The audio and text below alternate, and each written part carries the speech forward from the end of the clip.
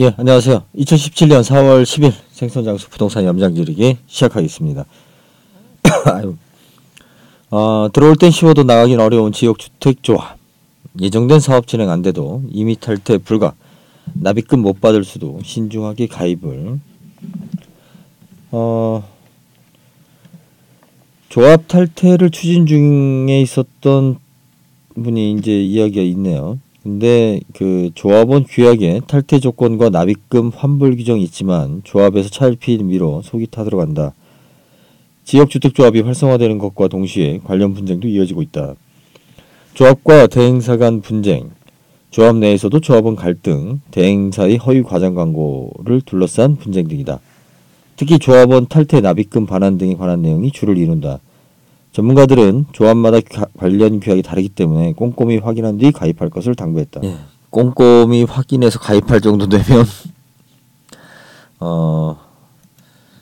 안 해야죠. 예, 이게 처음부터 안 하죠. 이게 그 말이 쉬워서 그렇지 일반인들이 어떠한 법조항이나 내용을 꼼꼼히 확인한다는 건 참 어렵습니다. 어렵고 이 영업사원들이 그 부장대행사에서 그 하는 영업 행태를 보면 참 그럴듯하게 이야기를 하고 진짜 표정 하나 변하지 않고 사실인 것처럼 이야기를 해요. 뭐 그래서 매번 이제 당하는 건데 일단은 조합 아파트, 지역주택 조합 아파트가 싸다라고 하는데 싸게 짓는 거죠. 예, 그러니까 그 직거래를 통해서 싸다. 참 이게 직거래 특히 농수산물에서 보면 직거래 많은데 여러분들이 아셔야 될 게 그 직거래가 잘 안 돼요. 예, 직거래로 싸게 사기 되게 어려워요. 예, 말로는 다 직거래라고 하지만 그 중간 유통상인들이 공급해주는 가격보다 더 비싸고 또 물건에 대한 하자 책임을 물을 수도 없습니다. 우리 보면은 그 이제 아는 사람들 통해 가지고 물건을 이렇게 같이 뭐 구매한다든지 특히 뭐 시골 농수산물 같은 경우가 이제 그런 경우가 많은데. 택배비라든지 또 중간에 또 가져다 주는 사람도 사실은 본인이 진짜 희생과 봉사 정신으로 가져다 줘도 사실 유통업체보다 싸게 공급하기가 어려워요. 어렵습니다. 그건 유통구조상 그 유통업체들이 그 잘 되어 있어요. 예, 우리나라 같은 경우 그동안 뭐 과거에 뭐 밭대기 뭐 이런 걸로 해서 뭐 채소값 급등하면 돈을 벌었다 뭐 이런 얘기들 하는데 그런 건 이제 특별한 예고 대부분은 그 유통업체들이 굉장히 잘 그 합니다. 여러분 만약 누가 그 지방에서 서울에 있는 조카한테 뭔가 그 음식을 보내려고 해봐요. 그럼 아는 사람을 통해서 야 서울 가는 김에 좀 갖다 줘. 근데 갖다 주는데 미안하니까 뭔가 또 사례를 해야 돼요. 인사를 해야 됩니다. 물론 뭐 안 할 수도 있죠. 그런데 그 사람이 서울에 도착해서 알고 봤더니 자기는 강남터미널에 도착을 했는데 집은 저기 어디 은평구야. 예? 어디 상계동이야. 택시 타고 갈 수도 없죠. 그거 들고서 낑낑 뭐 지하철 타고 뭐하고 힘들게 해서 갖다 주고 뭐하고 하면 또 그렇게 갖다 준 사람 어떻게 해야 돼? 또 인사해야 되죠. 받는 사람이. 예? 음료수라도 한 잔 따라 드려야 되고. 그게 직거래인데 문제는 그렇게 하나를 또 포장해서 보내기 위해서는 산지에서도 굉장한 또 수고를 해야 돼요. 예. 굉장히 어렵습니다. 이게 직거래로 싸게 간다는 게 오히려 택배 3,000원 주고 5,000원 주고 딱 해서 하면 딱 와서 가져가잖아요. 딱 와서 갖다 주고. 예. 참 이 말이 직거래가 싼 것처럼 느껴지지. 예, 그렇지 않기 때문에 그 유통업체들이 경쟁하고 살아남는 겁니다. 아파트도 마찬가지입니다. 이 대행사가 그 조합원들이 업무를 추진할 수 없기 때문에 대행사가 업무를 해줘야 돼요. 이 아파트 같은 경우 보면 그런데 진짜 그 비용이 적지 않아요. 이 청구하는 비용이 적지 않습니다. 전체 금액에서 몇 프로 이러니까 뭐 많지 않은 것처럼 보이는데 그것이 일반 건설 업체가 공급할 어떤 비용보다 적다고 얘기할 수가 없어요. 그런데 문제는 조합원들이 모집되고 대행사를 뽑은 게 아니잖아요. 대행사 애들이 조합원을 모집한 거죠. 구조 자체가. 자, 지주클럽에서 저희가 진짜 진짜 뭐 여러 가지 이야기를 드리고 또 뭐 그 중에서 보류된 것도 있고 취소된 것도 있고 뭐 다 있습니다. 그리고 아마 기억하시는 분들은 기억하시는지 모르겠는데 저희가 인천 용유도 쪽에 또 한 3,000평 또 이야기를 진행을 하고 있는 게 있습니다. 우리 홍사유 선생님께서 이제 진짜 한평생 거기에 이제 꿈을 가지고 진행하셨던 일인데 2년 전에 이야기가 나오다가 이제 그게 접어졌는데 저는 그것이 끝났다고 생각되지 않았어요. 않고 이제 계속 기다렸고 또 올 겨울에는 홍사희 선생님께서 또 저희 딸을 초대해 주셔가지고 캐나다까지 가서 나이아가라도 보여주시고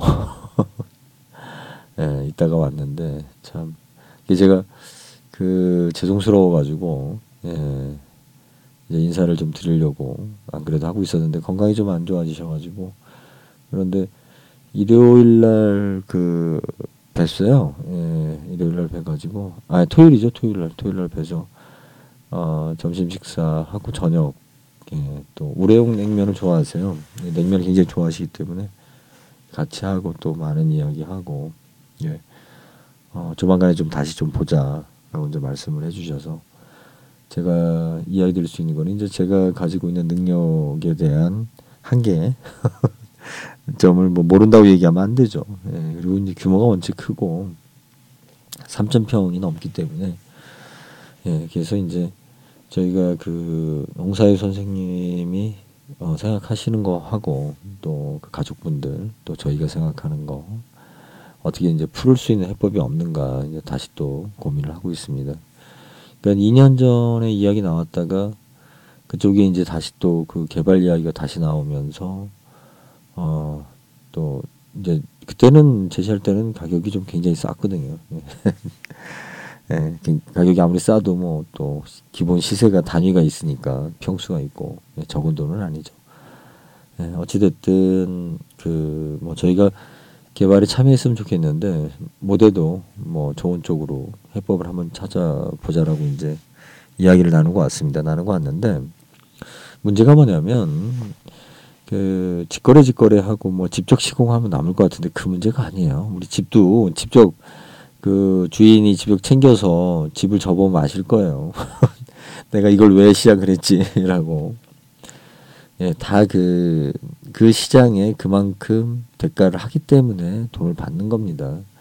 그래서 이제 되게 보면 업자들이 끼면 뭐 중간에 뭐 이렇게 뭐 마진을 챙기고 다 먹는 것처럼 이렇게 왜곡을 시키면서 특히 우리 노가다 하시는 분들 중에 그런 분들이 있어요. 중간에 예를 들어 도배를 한다. 내가 뭐 상하수도를 고친다. 보일러가 터져서 보일러 고치려고 그러는데 보일러 업체에서 일했던 사람한테 아니면 거기 일하고 있는 종업원이 자기가 직접 싸게 해주겠다라고 하죠. 그러면 우리가 정상적으로 업체에다 의뢰하지 않고 사람한테 의뢰를 하게 됩니다. 의뢰하게 되는데 나중에 막상 다 하고 나면 싸지 않아요. 결코. 사람만 신경 쓰게 만들고 그리고 또 중요한 건 하다가 문제가 생기면 그 책임을 어디다 하소연할 수가 없죠. 그래서 특히 아파트 같이 이제 규모가 큰 데에서는 물론 뭐 조합을 통해 가지고 조합원들이 굉장히 잘 챙겨가지고 잘해서 시행사 선정하고 시공사 선정하고 뭐 금융사 선정하고 또 본인들이 어떤 문제도 또 직접 해결도 하고 민원도 제기하고 이런 식으로 해서 개발하면 진짜 우리가 만족스러운 집을 가질 수 있죠. 다른 데보다 뭐 20-30% 싸게. 지주클럽에서 하려고 하는 것도 그런 거예요. 그런데 문제는 뭐냐면 이 조합이 일회성으로 구성된다는 거죠. 즉, 업무를 하고 있는 사람들이 신뢰를 지킬 이유가 없어요. 이 큰 돈이 움직이는 데서 이미 분양 다 끝났고 뭐 어떻게든 돼서 뭐 그중에서 뭐 바지 사장이 구속이 되든 뭐 그건 중요한 문제 아니고 일단 돈이 들어오면 다 애들이 눈알이 뒤집히죠. 그리고 웃긴 건 뭐냐면 나중에 청산을 하려고 해도 제대로 못 해놓고도 한번 물건을 의뢰했다가 처리하려면 매몰 비용이 들어갑니다. 요구합니다. 법적으로. 또 소송전 들어가게 되고 그 사이에 또 이자는 이자대로 풀고 즉 조합원들이 굉장히 그 단합되게 움직여야 되고 의사소통을 잘 해야 되고 또 그 조합원들이 그 리더라든지 아니면 구성원들이 실력이 있어야 돼요. 그래야만이 시행사나 시공사, 신탁사에 끌려다니지 않고 올바르게 진짜 직거래다운 어떤 그런 걸 만들어낼 수가 있어요. 저희가 그 지금 건설회사 쪽에서도 보면 조합에서 물건 의뢰하는 거라든지 뭐 재건축 뭐 이런 거 한다 그러면 그렇게 반가워하지 않아요. 굉장히 말이 많고 소송하고 힘들고 이미 과거에 다 이제 학습 효과가 있는 거죠. 근데 이제 지역주택조합이 이제 취지라든지 내용 보면 뭐 굉장히 그럴듯하기 때문에 전국에서 많은 곳에 지역주택조합을 하고 있습니다. 그런데 문제가 이걸 하는 친구들이 진짜 실력자냐라는 것도 일단 문제지만 토지를 확보하는 데 있어서 그 이미 잘못돼 있는 거죠. 그러니까 이 친구들이 전국을 돌아다니면서 토지주들 봐서 땅이 괜찮은 땅이 있으면 토지주를 만나요. 만나서 어떻게 합니까? 이거 추진하자 그래요. 토지 사용 승낙서를 받고 그 계약금을 줍니다. 계약금을 주고 조합원들을 이제 그 모집을 하는 거죠. 그리고 나서 이제 그걸 가지고 금융 발생시키고 뭐 땅값 지불하고 이제 공사를 들어가는 건데 아무것도 없이 외상으로 하는 거잖아요. 입으로 자기네들 욕심에. 그럼 어떻게 해야 돼요? 이자를 많이 줘야 돼요. 도박판하고 똑같은 거예요. 오늘 도박판에 내가 딸 것 같으니까 어떻게 합니까? 돈을 빌리죠.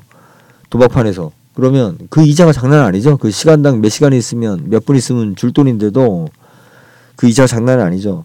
그런데 그 돈을 왜 씁니까? 내가 이 도박판에서 이긴다라는 나만의 확신 때문에 하는 거죠.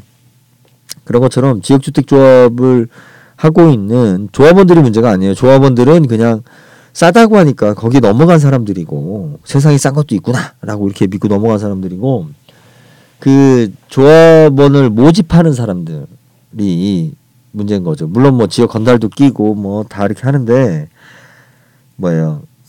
진짜 이 지역의 사람들을 우리가 같이 좋은 공동체를 만들고 좋은 집을 만들어서 행복한 삶을 추구하고자 만드는 게 아니죠. 하는 게 아니죠.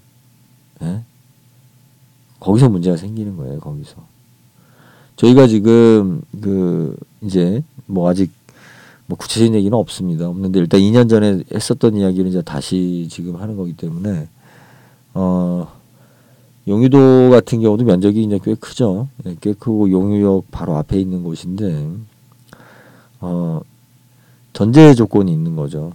땅값을 싸게 사야 되고 그리고 땅값을 사는 데 있어 금융 비용을 최대한 적게 해야 되는 거고 저희가 지금 광주 하남지구에서 한 12km, 13km 예, 이쪽 그 송정리역에서는 한 20몇 킬로 정도 지금 현재 도로 사정으로 그게 나오는데 그것이 향후 그 이제 광주를 보면 그 광주 서북쪽 쪽이 굉장히 커지고 있어요. 계속 서북쪽 쪽이 굉장히 커지고 있는데 그 커지고 있는 곳에 바로 산 너머에 있는 곳이기 때문에 이곳에 우리가 택지 개발을 했을 때 갖는 효과.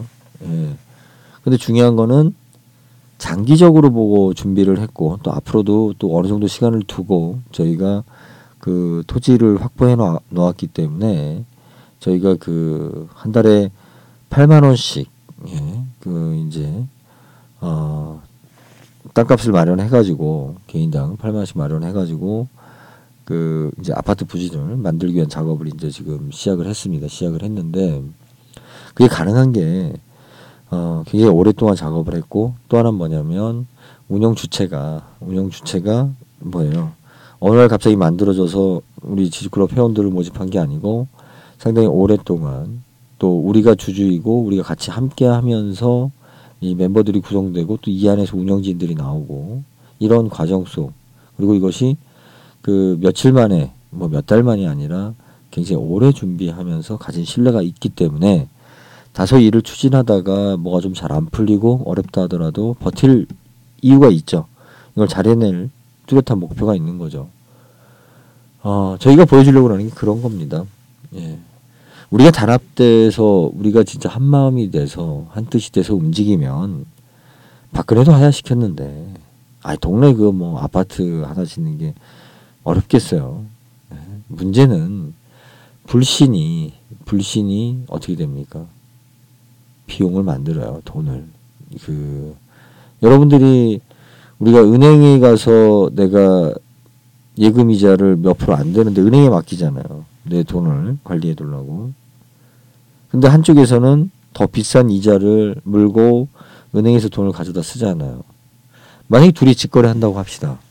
둘 다 이익이잖아요. 그죠? 더 적은 비용으로 또 더 큰 이자를 얻을 수 있으니까. 근데 왜 직거래 하지 않아요?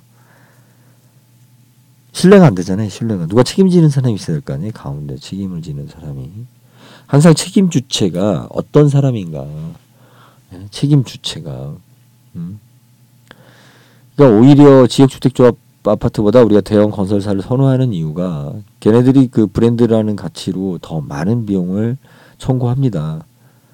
집값이나 뭐 이런 것도 더 많이 받아요. 물론 더 좀 고급스럽게 한다고 하지만 그 비중에 비하면 훨씬 많이 받죠.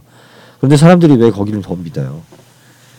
회사가 크니까 그만큼 더 책임을 잘 지겠구나라고 생각하는 거죠. 물론 이 새끼들 보면 책임 잘 안 져요. 그래도 딴 놈보다 낫다 이렇게 생각하는 거죠. 지주클럽이 가고자 하는 길은 바로 그 신뢰입니다.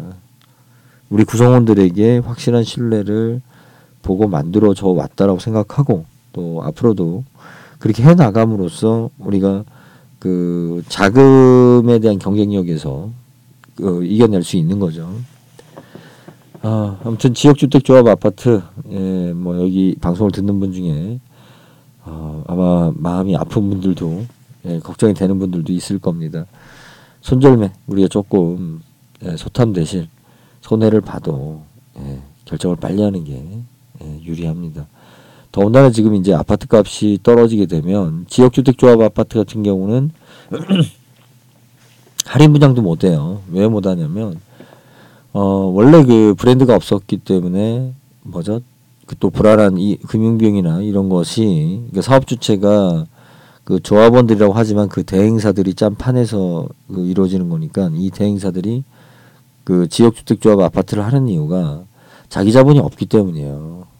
그러면 이자를 많이 지불하고 사업을 추진하기 때문에 지금같이 이제 아파트가 잘 안 팔리고 값이 안 오르면 지역주택조합 아파트 같은 경우는 심한 붕괴 영상을 겪을 수밖에 없다. 가면 갈수록 더 심해진다. 이 민원이나 어떤 재판, 하여튼 잡음이 계속 나올 수밖에 없어요.